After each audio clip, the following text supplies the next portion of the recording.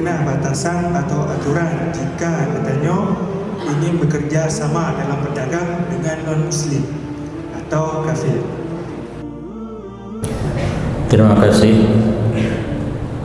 Berkongsi dengan non-Muslim dalam agama dibolehkan. Muamalahnya lebih luas. Tak pula barang ditanya ke orang yang jin, tak pula barang ba orang yang jin. Termasuk berkongsi. Tamita tapi Aceh ipungut tapi kadang. Dah coba tiga dengan non-Muslim dan non-Aceh lah.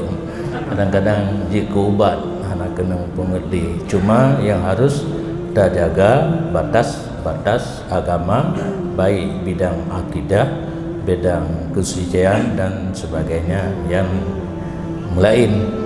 Karena dalam agama kita hanya kerja dengan orang kafir. Contoh jiran kita orang kafir. Hak jiran tetap payah terpelihara, tetapi tidak ada hak seorang Muslim karena memang orang yang kafir.